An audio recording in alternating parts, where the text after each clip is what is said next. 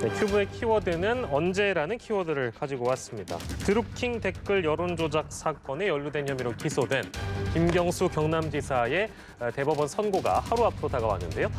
상고심에서 징역 2년이 그대로 확정된다면 보석으로 풀려났던 김 지사는 다시 수감되는 것은 물론이고 지사직과 함께 5년간 선거 출마 자격을 잃게 됩니다.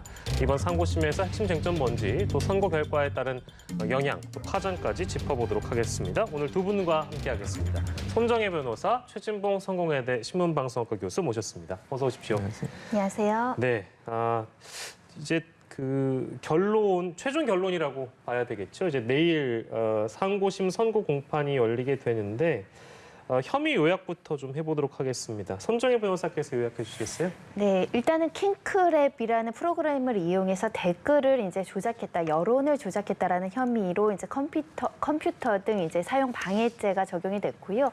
이 업무 방해에 대해서 이제 유죄 판단이 나왔고 징역 2년의 실형이 선고됐으나 네. 법정 구속되지 중간에 이제 보석된 상태로 불구속 재판을 받고 있다 이렇게 보시면 될 것 같고요. 예. 또 하나의 범죄 혐의로는 2017년 지방선거까지 이 선거 과정에서 여러 가지 지원을 해주는 대가로 샌다이 총영사직을 제안을 했다. 대가 관계가 있다라고 검찰이 특검이 기소를 했으나 이에 대해서는 1, 2심 판단이 달랐습니다. 예. 1심에서는 유죄였으나 2심에서는 대선 지원에 대한 부분 보답 차원이었지 지방선거에 대한 부분이 아니었다라고 판단을 했고 대선 과정이었던 일이었다고 한다면 공소시효가 지나서 무죄이기 때문에 이 예. 부분은 2심에서 무죄가 선고된 상황이었습니다. 예, 뭐 1심, 2심, 그리고 내일 상고심, 선고 공판도 마찬가지로 쟁점은 거의 유사한데요. 그게 다르지 않은데요. 어떤 게 가장 중요한 쟁점이라고 봐야 되겠습니까, 변호사님? 일단은 2심에서 김 지사 측에서 이제 굉장히 중요하게 변론을 했던 부분이 뭐냐면 소위 말하는 알리바이가 있다라는 겁니다. 킹크랩을 시연할 때 그 자리에 김경수 지사가 있었는지가 핵심적인 사실관계였는데 네네. 이것을 알았다라면 공모관계가 인정이 돼서 업무방해 유죄로 볼 것이나 김경수 지사는 제대로 설명하지 않았을 뿐만 아니라 나는 킹크랩 시연할 때 예. 포장해온 닭갈비를 경공모 회원들과 같이 먹고 있었기 때문에 예. 시간대를 살펴보면 이 시연 과정에서 참여했다라고 보기 어렵다. 이렇게 이제 서로 대립되는 사실을 주장을 했었는데 1, 2심 모두 특검 측의 주장에 따라서 김 지사가 킹크랩 시연 과정을 봤다. 이렇게 판단을 했고 이 부분과 관련해서 2심에서 새로운 증거가 제출되고 새로운 증인으로서 이 식당 주인이 식당에서 주문해서 먹은 게 아니고 포장해 갔다라고 증언을 했으나 그럼에도 2심에서는 유죄 판단이 유지가 됐습니다. 예, 2심과 이 대법 선고 사이에 시간이 많이 이제 흐르다 보니까 닭갈비 얘기가 왜 중요한 거야라고 생각하시는 분들 계실 것 같은데요.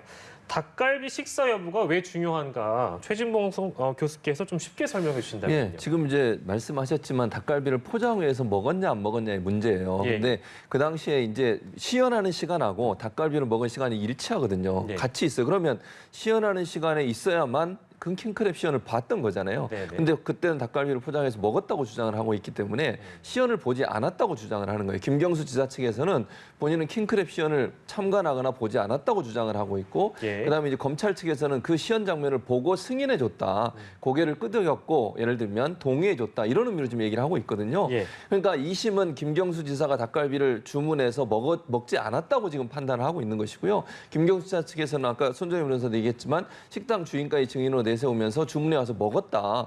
그걸 먹었기 때문에 킹크랩 시연 장소에 있지 않았다라고 주장을 하고 있어요. 그래서 닭갈비가 중요해진 거거든요, 결국은. 예. 그러니까 이 식사를 했느냐 안 했느냐가 결국 킹크랩 시연을 봤느냐 안 봤느냐와 연결이 돼 있고 그것이 결국은 킹크랩 시연을 봤다고 하면 유죄로 인정될 수 있는 중요한 이슈가 되지만 만약 킹크랩 시연을 보지 않았다고 하면 김경수 지사가 주장하는 주장이 더 설득력을 얻게 되는 거죠. 그런데 예. 지금 1, 2심은 이 킹크랩 시연을 봤다라고 하는 부분에 지금 방점을 두고서 증인이 나와서 증언했음에도 불구하고 그걸 받아들이지 않고 검찰의 주장을 받아들인 상태다 이렇게 볼 수 있습니다. 예, 특히 이제 그 항소심 판단에 대해서 김 지사 측에서는 반발을 했는데요. 이른바 증거 재판주의 이게 지켜지지 않았다 이렇게 지금 비판을 하고 있는 상황인데요. 결국 드루킹 측의 진술만 취사 선택했다 이제 이런 주장으로 요약할 수가 있겠습니다. 이런 부분이 상고심 판단에 일정 부분 반영이 될까 그것도 중요해 보이는데요. 손정희 변호사께서 어떻게 전망하세요? 그러니까 김 지사 측에서는 유력한 이제 증거로서 제시된 게 드루킹 김 씨의 진술인데 이 진술에 모순이 많고 또 진술이 일부 번복된 게 있음에도 불구하고 유죄의 증거로 쓴 것은 신빙성 없는 증거를 사용했다라고 이제 증거재판주의 이런 것들에 위반된다 법리적인 주장을 하는 것인데요. 예. 통상적으로 1심, 2심에서 유죄가 나오고 대법원에서 무죄가 나오기 굉장히 어렵다 이렇게 말씀드릴 수 있고 네. 특히 일단은 그 2심에서 확정된 사실관계에 대해서는 법리적인 문제가 아닌 이상은 2심의 판단을 그대로 가져가거든요. 예. 그런 대법원 상고심이 한계가 있기 때문에 유죄 가능성이 조금 더 있는 거 아닌가라고 생각이 들고요. 다만 대법원에서 기록을 살펴봤을 때 지금 2심에서 새로운 증거로 현출된 게 그 식당 주인의 증언이었는데 드루킹 김 씨는 그 식당에서 먹었다라고 주장을 했거든요. 근데 예. 그 식당 주인은 구체적으로 그 테이블 번호 자체가 없는 테이블이기 때문에 포장을 해야겠다라는 구체적인 증언을 해서 이게 불일치하는 부분에 대해서는 조금 더 평가를 달리해야 돼서 파기환송해라. 다시 한번 심리해봐라. 이런 결론이 나올 여지는 남아 있습니다. 예, 저희가 사건 큐브 시간에는 재판을 참 많이 다뤄봐서 그 하급심의 경우, 1, 2심의 경우에는 사실심 그리고 대법원 판단은 법률심 이렇게 많이 구분해서 설명드리곤 했는데요. 결국에는 이 항소심 판결에 대해서 대법원이 어떻게 판단하는가가 이제 내일 결론이 내려지는 날입니다. 두 분께 마찬가지로 여쭤봐야 될 것 같은데요. 두 분 다 어떤 결론을 좀 전망을 하시는지 들어볼까요? 제일 어려운 질문이긴 합니다. 내일 이제 그 결론이 많이 기다려지고 있어서요. 최준봉 교수께서는 어떻게 전망하십니까? 그 뭐 전망을 제가 하는 게 맞을지 모르겠지만 네네. 대법원 같은 경우에는 어쨌든 여러 가지 일들 이제 그 증거들을 같이 보지 않겠습니까? 검찰이 지금 이거를 탄핵을 해, 그러니까 받아들이지 않고 그냥 인정하지 않았던 증언에 대한 것에 대해서 어떻게 인정하는가 중요할 거라고 저는 생각을 해요. 예. 그러니까 지금 손정희 변호사 설명했듯이 닭갈비집 주인이 본인이 증언하기는 테이블 번호도 없는 걸 가져왔고 그리고 실제로 포장해서 본인이 배달까지 했고 이런 부분을 증언하고 있거든요. 근데 네. 이게 검찰은 그렇게 주장하고 김경수 지사는 다시 말씀해 검찰은 그렇지 않다라고 예, 주장을 예. 했고 그 현장에 가서 밥을 먹었다고 주장을 하고 있고 식당에.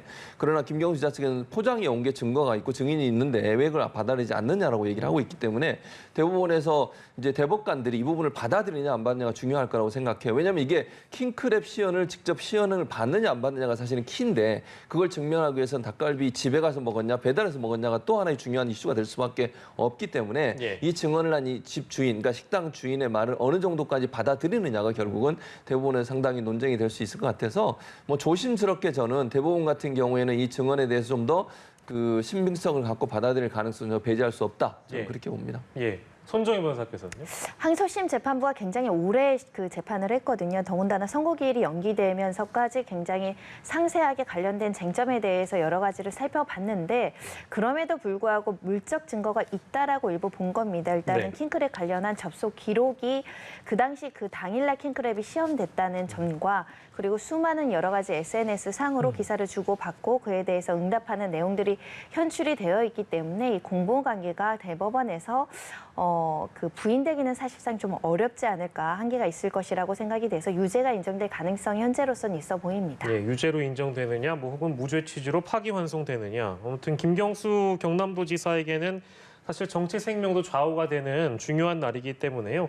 이 파장이나 어떤 영향도 정치권에 큰 영향을 주기도 하겠죠. 최진봉 교수께서는 어떻게 전망하십니까? 뭐 크게 영향을 줄 수밖에 없죠. 김경수 지사가 갖고 있는 위치라든지 또 이게 사실은 이 판결이 어떻게 나오느냐에 따라서 야당의 공세가 더 커질 수밖에 없어요. 왜냐하면 이 킹크랩 관련된 건 아니면 드루킹 관련해서는 문재인 대통령의 대선 과정에 있었던 일이거든요. 그러면 만약에 유죄로 나오게 되면 야당은 엄청난 정치적 공세를 할 겁니다. 그래서 문재인 대통령의 그 대선 과정에 있었던 일까지도 부정하는 그런 논쟁까지도 불거질 수 있는 요소가 있다고 보여져요. 그래서 킹크랩 부분이 어떤 결과가 나오느냐에 따라서 또 한 번 대선판에 지금 대선 전국으로 들어갔지 않습니까? 상당히 큰 혼란이 올 수도 있다. 이 부분이 정말 불법 선거로 막 주장을 하면서 논쟁으로 빠질 수 있고 정쟁으로 빠질 가능성은 충분히 있는 상황이죠. 야당 입장에서는 만약에 유죄로 판단된다고 하면 그 부분을 엄청나게 공격을 할 겁니다. 그래서 이 재판이 단순히 김경수 지사에 관한 재판을 넘어서서 대선 과정에서의 불법 선거 문제와도 연계가 돼 있는 부분이라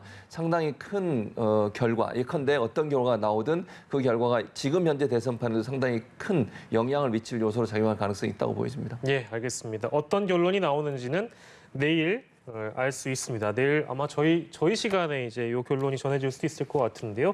또 한 번 다룰 수도 있겠습니다.